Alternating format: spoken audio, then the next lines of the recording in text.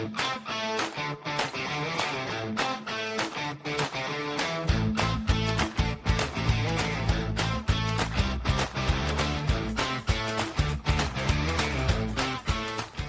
to the Thrive Mindset Podcast, where manifesting your dreams isn't magic, it's momentum.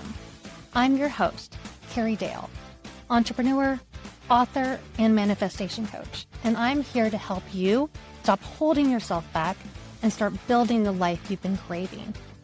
Each week, I'll share real stories, practical tools, and powerful mindset shifts to help you reframe the negative, embrace gratitude, and take aligned action toward your goals. If you're ready to up-level your life, your relationships, your success, then this is your place. Let's dive in.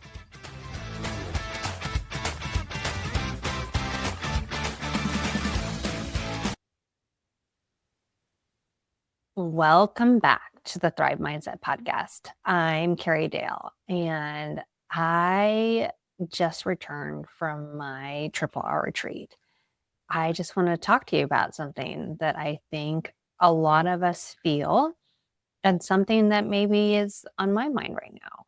And that is, have you ever noticed how Monday morning dread doesn't actually start on Monday? Sometimes it starts Sunday afternoon. Sometimes it starts Sunday morning. And sometimes, let's be honest, it's Saturday night.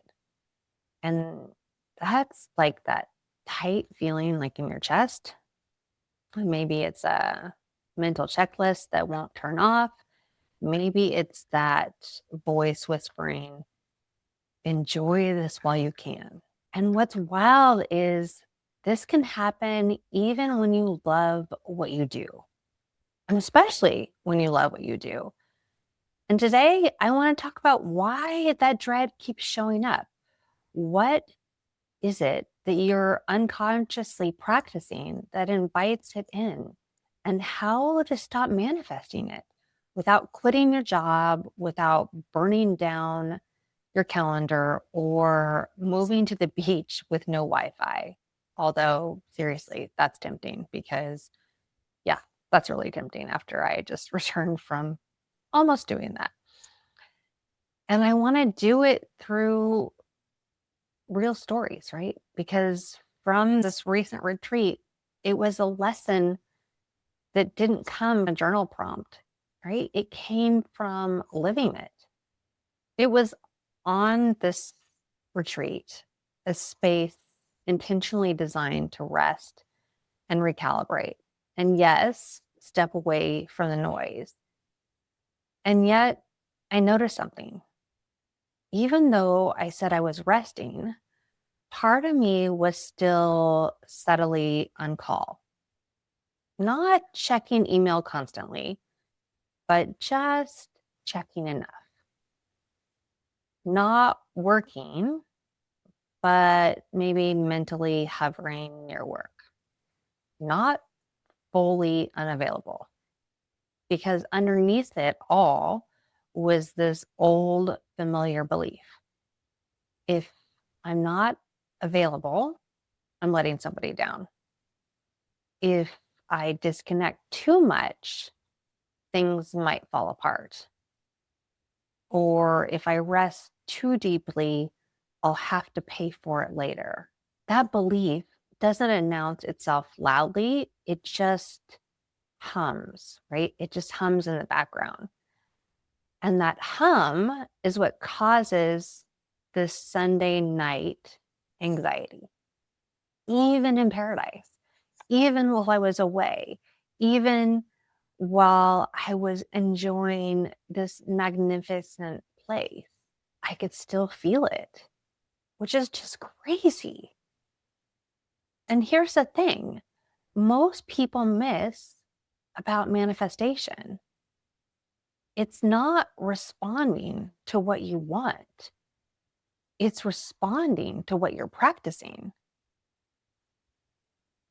And many people, myself included, are unconsciously practicing being indispensable and being always available and being responsible for everyone else's comfort, being that glue that holds everything together. So even when you take time off, your energy is still oriented towards returning, towards providing, towards catching up, towards making sure no one is disappointed. And you can't manifest rest while you're rehearsing responsibility. You just can't. So, how do we fix it? How do we start manifesting rest? Well, I think we start with boundary number one. We work on boundaries, right? The obvious one.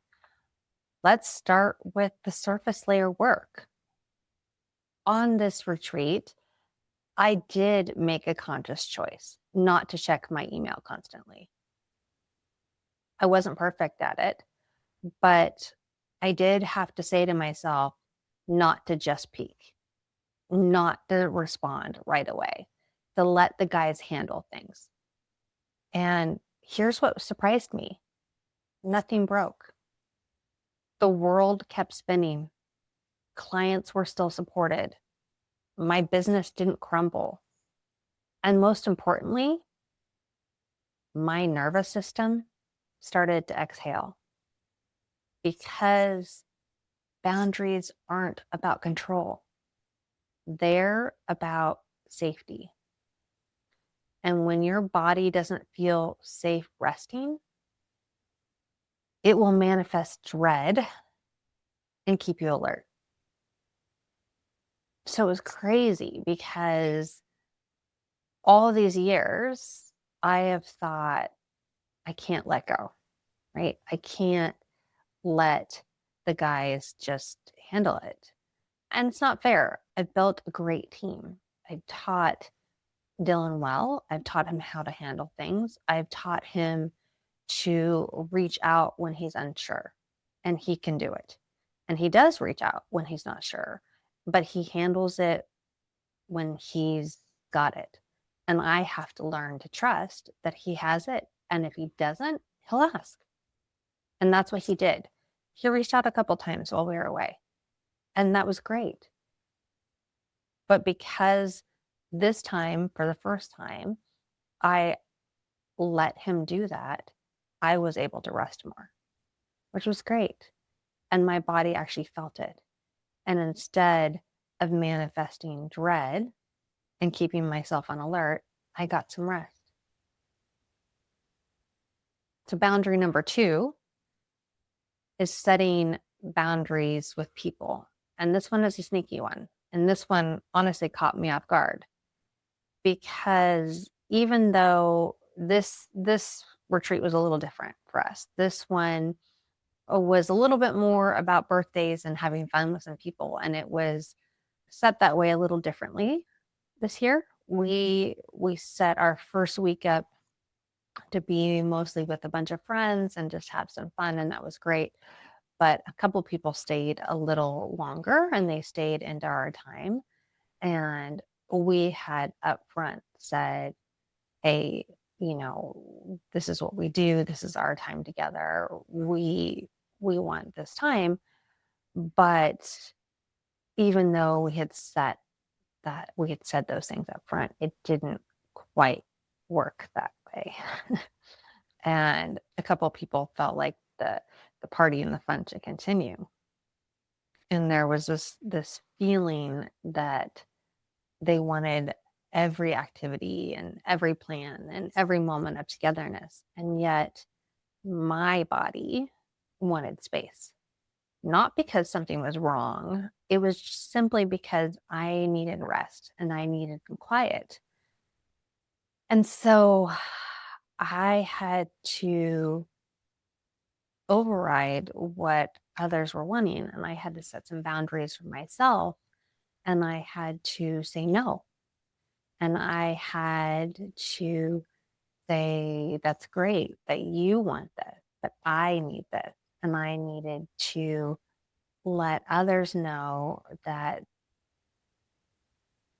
these are the expectations, and that my boundary is this, and we can spend this amount of time together. My mornings are my mornings, or these days are mine.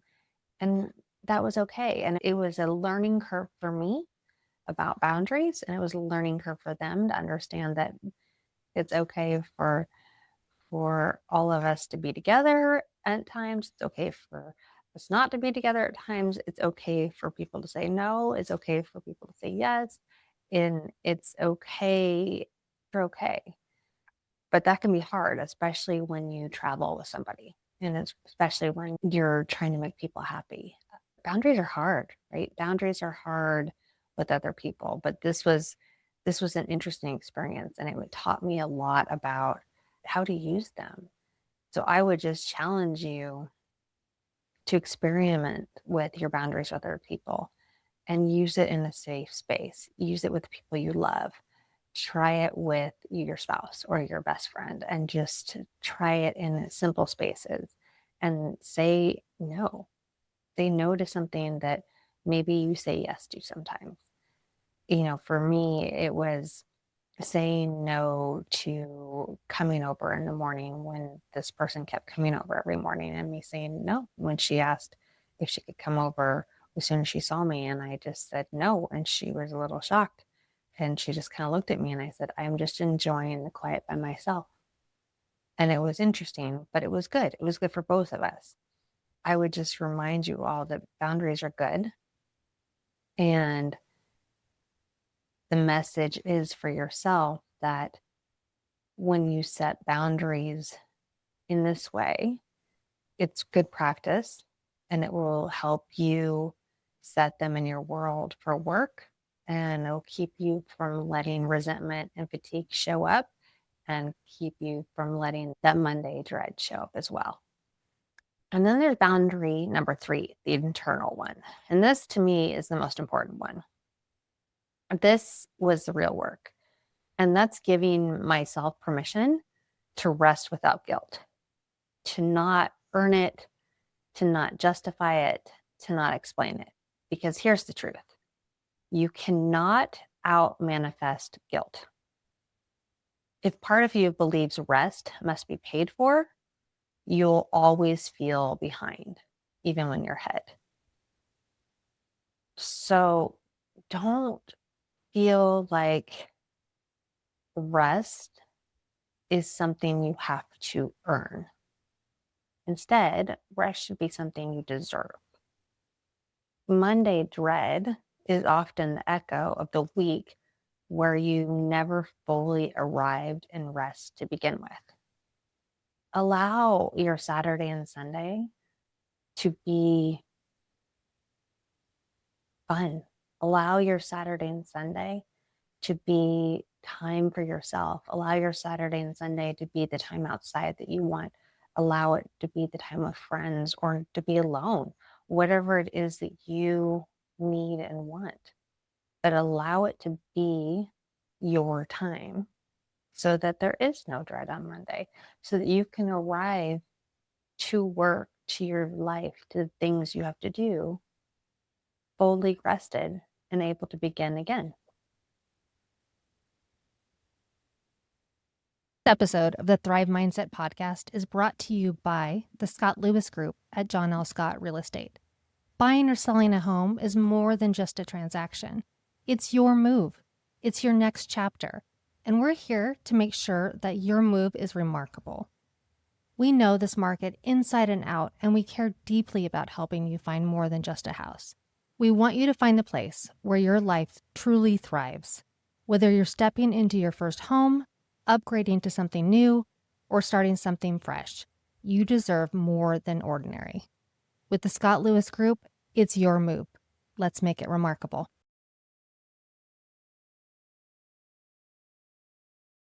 And then the bigger teaching is the reframe. I want you to sit with: you can't manifest rest and rejuvenation if you're unconsciously focused on providing your indispensable. That focus keeps your energy braced, right? It keeps you alert and prepared for impact. And your manifestation responds accordingly. This isn't just about work. It's about your relationships, your friendships, your family dynamics, and even how you show up for yourself. And if you're available for everything, you're available for nothing, especially peace. So here's a simple practice you can start this week. Ask yourself, what am I currently available for that's draining me? Where am I staying reachable out of guilt instead of alignment? What could I change if I trusted the rest doesn't make me unreliable? It makes me sustainable. And then choose one boundary, not 10, not some crazy life overhaul, just one place where you can reclaim your energy. Because when you change what you're available for, you change what you're manifesting. Listen, Monday morning dread isn't a warning sign that you hate your life. It's often just a signal that you never truly left it, that you never fully rested, that you never unplugged, that you never gave yourself permission to be unavailable. And the beautiful thing, you don't need a retreat to change that. You just need intention. Because rest isn't something you stumble into, it's just something you protect. And when you do Monday, it stops feeling like a threat and it starts feeling like a continuation. All right. If you enjoyed this podcast, please share it, like it, and subscribe. And above all else, remember that I believe in you and you can manifest the life of your dreams.